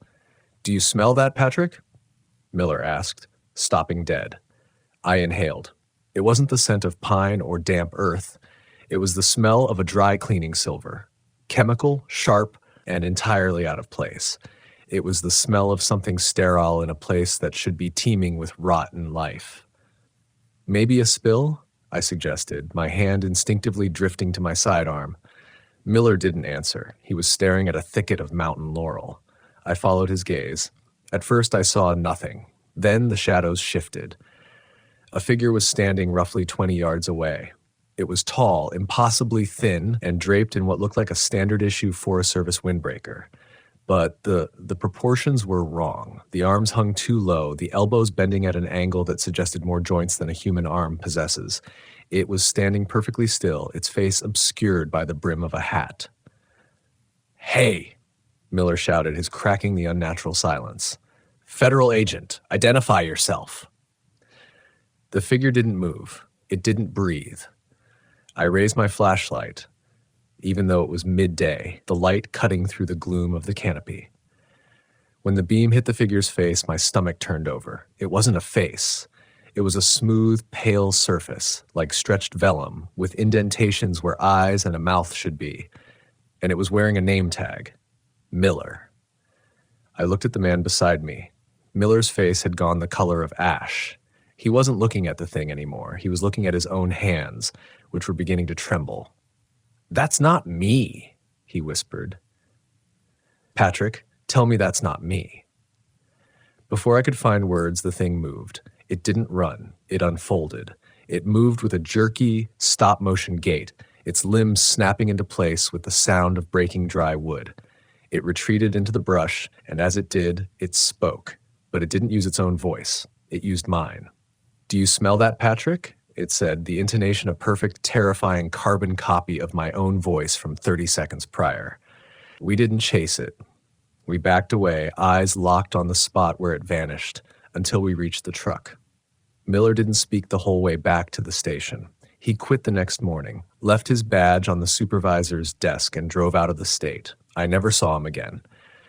I should have followed him. I should have recognized that the forest had just served me a subpoena and the trial was going to be my life. Instead, I stayed.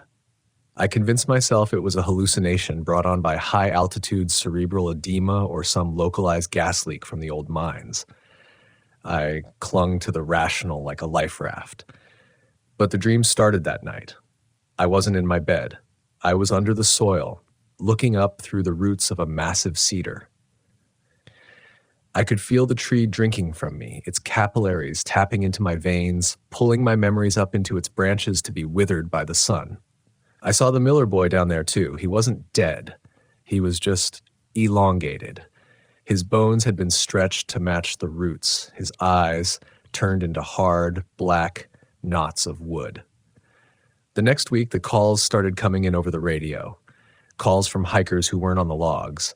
Calls from dispatchers who gave coordinates for locations that didn't exist on any topographical map. I'd be driving the fire roads at 2 a.m., and the radio would crackle to life. "Unit 14, come in," a voice would say. It would sound like my mother, who had been dead for 6 years. "Patrick, honey, it's cold in the bunker. Why didn't you come to the bunker?" I'd white-knuckle the steering wheel, staring at the wall of trees illuminated by my high beams. The trees started to look like ribs. The road felt like a tongue. I began to realize that the wilderness wasn't a place. It was an organism, an ancient, slow-moving predator that didn't hunt with teeth, but with time and isolation. It breaks your mind first, softens the marrow of your logic, and then it absorbs you. I found the first door 3 days later. I was investigating a report of smoke near the restricted zone, the same place Miller and I had seen the mimic. There was no fire. Instead, I found a perfect circle of scorched earth about 50 feet in diameter. In the dead center of the circle stood a structure that shouldn't have been there. It was a concrete monolith, windowless, stained with decades of salt-streaked grime, looking like a piece of a Cold War bunker that had been teleported into the middle of the virgin forest. There was no door at first, just a slab of gray. But as I approached, the air temperature plummeted. My breath began to bloom in front of me in thick, frozen clouds. I touched the concrete and my fingers didn't feel stone. They felt vibration, a low-frequency hum that rattled my teeth and made my vision blur. That's when I heard it, a scratching sound from inside the concrete, not behind it, inside the material itself, like fingers trying to claw through liquid stone. "Help," a voice whispered. It wasn't my mother. It wasn't Miller. It was a voice I'd heard in the news, the voice of one of the missing surveyors. "The geometry is wrong," the voice sobbed. "Patrick, don't look at the corners. Whatever you do, don't look at the corners." I backed away, tripping over a root that felt far too much like a human ankle. As I fell, I looked up. The sky wasn't blue anymore. It was a bruised, sickly purple, and the clouds were moving in patterns that suggested the gears of a massive, invisible machine. I scrambled to my feet and ran. I didn't stop until I hit the gravel of the main road. When I returned the next day with a team and a supervisor, the circle of scorched earth was gone. The monolith was gone.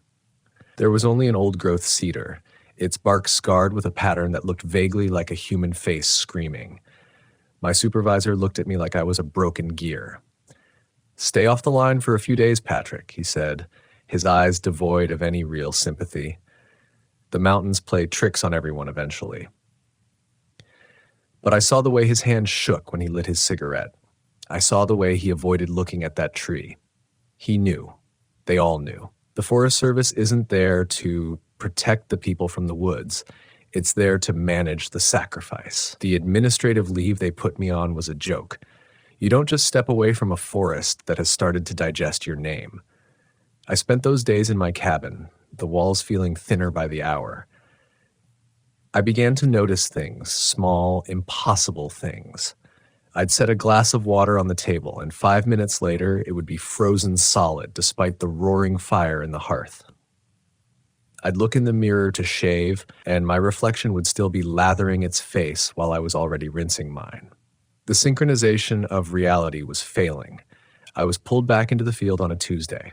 No formal call, just a handwritten note slipped under my door that read, "Sector 7. The Gray Wall. He's calling for you."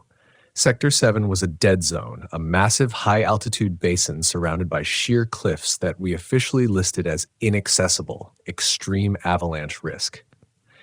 In reality, it was where the radio signals went to die. I knew I shouldn't go. Every instinct I had, the primal ones that keep a mammalian heart beating, told me to drive south and never look back. But the guilt, that heavy leaden hook in my gut, was stronger. The he in the note could only be one person. Danny, the Miller boy. I was the one who had called off the search after 14 days. I was the one who signed the presumed deceased paperwork while his mother screamed that she could still hear him breathing through the vents in her house. The hike into Sector 7 took 8 hours.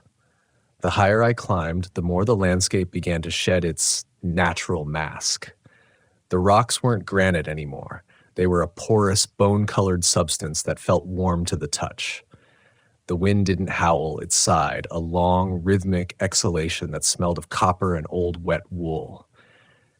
By the time I reached the basin floor, the sun was a pale, sickly disk hanging in a sky that felt too low, like a ceiling. And there, in the center of the basin, was the gray wall. It wasn't a cliff face. It was a literal wall of fog, so dense and static it looked like solid marble. It didn't drift. It didn't dissipate. It just stood there, a vertical ocean of gray. As I approached the edge of the fog, my radio, which I'd turned off miles ago, screeched to life. "Patrick," a voice crackled. It was Miller. But it wasn't the terrified Miller I'd seen in the brush. It was a voice that sounded like it was being squeezed through a narrow pipe. "You're late. The transit is already beginning." "Miller, where are you?" I yelled into the handset, my eyes scanning the base of the fog wall. "I'm in the architecture," he replied. "It's beautiful, Patrick. There are no circles here, only angles. Everything is an edge. Come and see the foundation of the world." I stepped into the fog. The transition was instantaneous. The smell of the forest vanished, replaced by a vacuum-like sterility. The ground beneath my boots wasn't dirt or rock. It was a grid of black, non-reflective material that seemed to drink the light from my headlamp. I wasn't outside anymore. I was in something vast, something built with a geometry that made my head throb. The fog didn't obscure my vision here. It acted like a lens. I could see for miles, but what I saw made no sense. There were pillars of black stone that stretched upward into an infinite void, connected by translucent walkways that pulsed with a faint bioluminescent gold. And moving along those walkways were things I can only describe as the unmade. They looked like humans, but they were in a state of constant fluid redesign. One would have 3 torsos stacked like cordwood. Another would have limbs that trailed behind it like ribbons of smoke. They moved with a purpose that was terrifyingly mechanical. "Patrick." I spun around. Standing on the grid behind me was Danny Miller. He looked exactly as he had the day he vanished. Red windbreaker, muddy jeans, a small plastic dinosaur clutched in his hand. But his eyes were gone. In their place were 2 perfectly polished spheres of obsidian, reflecting a sky that wasn't there. "Danny?" I whispered, the air in my lungs feeling like shards of glass. "The forest is a skin," the boy said. His voice didn't come from his mouth. It vibrated out of the air around him. "We are the nerves beneath the skin. When the skin gets itchy, we scratch. When the skin gets hungry, we feed." He held out the plastic dinosaur. As I watched, the plastic began to twitch. It grew flesh. It grew tiny, needle-like teeth.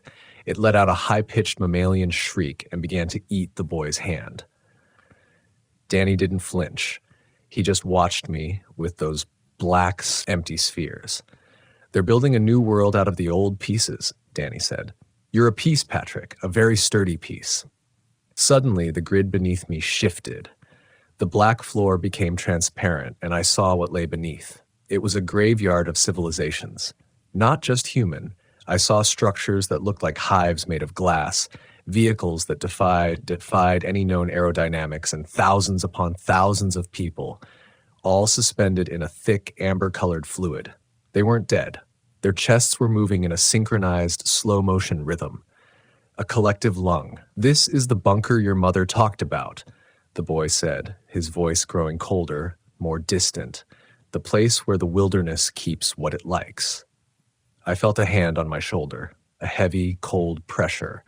I didn't want to look, but my body wasn't mine anymore. I turned my head slowly. It was the mimic, the thing that looked like Miller, the thing with the vellum face. But now it had completed its transformation. It didn't just look like Miller, it was Miller, down to the mole on his neck and the scar on his thumb. "Don't worry, Patrick," the Miller thing said, smiling with a mouth that had too many teeth. "The transition only hurts until you forget what it's like to be a person. Once you become a place, the pain stops. I screamed then, a raw, visceral sound that seemed to echo forever in that hollow world. I pulled my flare gun from my belt, pressed it against the thing's chest, and fired. The flash was blinding. For a second, the black grid, the pillars, and the boy were swallowed by a brilliant, artificial crimson. The smell of magnesium and burning chemicals filled the air, breaking the sterile vacuum of the void. The Miller thing didn't bleed. It unraveled into a swarm of black, oily threads that hissed as they hit the ground. I didn't wait to see if it would reform. I ran. I ran toward where I thought the fog wall was, my heart hammering against my ribs so hard I thought they would snap. The geometry around me began to distort. The walkways twisted like DNA strands. The pillars leaned in toward me like curious giants. I burst through the fog and collapsed onto the bone-colored rocks of the basin. The transition was like being hit by a physical wave of heat. The smell of the forest, the real forest, with its rot and its pine and its life, rushed back into my senses. I vomited until my stomach was empty, shaking so violently I couldn't stand. I scrambled out of Sector 7 in a daze. I don't remember the hike back. I don't remember driving home. My first clear memory is sitting at my kitchen table, clutching a mug of coffee that had gone cold hours ago, staring at my hands. Underneath my fingernails wasn't dirt. It was that black, non-reflective silt from the grid. And when I looked in the bathroom mirror, I didn't see my eyes. For a split second, just a flicker, they were obsidian. I'm not Patrick anymore. Not entirely. I can feel the architecture humming in the base of my skull. I can hear the trees talking to each other, discussing how to best partition my memories. They're coming for me, not with claws or teeth, but with a slow, inevitable folding of space. But I found something in my pocket when I got back. Something I don't remember picking up. It's a small plastic dinosaur. And it's still warm. I have to go deeper. There's an abandoned mine shaft in the Nez Perce, a place they call the Throat. The old-timers say it goes down forever, and that the air at the bottom tastes like the beginning of time. If I'm going to be absorbed, I want to see the heart of the thing that's eating me. I'm leaving this recorder on the stump outside my cabin. If you find this, don't go looking for me. Don't send a search party. And for God's sake, if you see a pair of boots sitting on a ledge where no human could reach, don't look at them. Just turn around and walk until you hit the ocean. The drive to the Nez Perce was a blur of gray asphalt and skeletal trees. I didn't use the main highways. I stayed on the logging roads, the arteries that the mapmakers stopped updating in the 70s. My truck felt like a pressurized capsule, the only thing keeping the encroaching static of the world at bay. Every time I passed a stand of timber, I felt the pull, a gravitational tug toward the dark spaces between the trunks. The forest wasn't just watching anymore. It was salivating. I reached the trailhead for the Throat at dusk. This part of the wilderness is different. It's old, heavy, and indifferent to the concept of the United States or any other human border. The locals in the nearest town, a dying husk of a place called Orofino, don't even look toward these mountains. They know that some land is best left unacknowledged, like a predatory relative you pretend isn't sitting at the dinner table. The entrance to the mine was a jagged tear in the side of a granite ridge, reinforced by rotted timbers that looked like the teeth of a decomposing giant. A rusted iron gate hung off its hinges, etched with signs I didn't recognize. Not graffiti, but symbols that looked like they'd been carved by someone who had forgotten how to draw straight lines. As I stepped inside, the temperature didn't just drop, it stabilized. It became a flat, dead coolness that felt like the air inside a lung. I clicked on my high-intensity headlamp, the beam cutting a path through the dust motes that hung frozen in the air. "I know you're here," I whispered. My voice didn't echo. It was swallowed instantly by the rock. The deeper I went, the more the mine revealed its true nature. It hadn't been dug for ore. The walls weren't scarred by pickaxes or drills. They were smooth, vitrified, as if the tunnels had been burned through the mountain by a localized sun. and there were things embedded in the walls. At first, I thought they were fossils, but as I leaned closer, I saw they were modern objects: a digital watch, a set of car keys, a plastic water bottle, all fused into the ancient stone as if they had always been there. I walked for hours, descending at a steep angle. My knees screamed, and the pressure in my ears began to throb in time with that low-frequency hum I'd heard at the monolith. Then, the tunnel opened up into a cavern so vast my light couldn't find the ceiling. In the center of the cavern sat a military-grade bunker door. It was massive, circular, and made of a dull, leaden metal. It looked out of place, yet it was the only thing that felt human in this abyss. On the door, stenciled in faded white paint, were the words, "Project Kronos, Site 0, secure under executive order." It was partially ajar. The air coming from the other side smelled of ozone and burnt hair. I squeezed through the gap, my heart hammering against my ribs like a fist against a door. Inside, I didn't find a military installation. I found a laboratory of the grotesque. Banks of computers from the 1960s were humped over like gargoyles, their reel-to-reel tapes spinning in a frantic, jerky motion. But the tape wasn't plastic. It was long, thin strips of what looked like human skin, covered in microscopic, handwritten text. In the center of the room stood a glass cylinder filled with that same amber fluid I'd seen in the architecture. Inside the cylinder was a man. He was wearing a Forest Service uniform. His name tag read, Patrick. I walked toward the glass, my breath hitching in my throat. The man in the tank looked exactly like me. Every wrinkle, every scar, every tired line around the eyes. But his skin was translucent, and I could see the black, oily threads of the unmade weaving through his muscles like a new nervous system. He opened his eyes. They weren't obsidian. They were mine. Blue, bloodshot, and filled with a terror so profound it made me want to claw my own eyes out. He pressed a hand against the glass. It wasn't a hand anymore. The fingers were elongating, splitting into multiple needle-like appendages.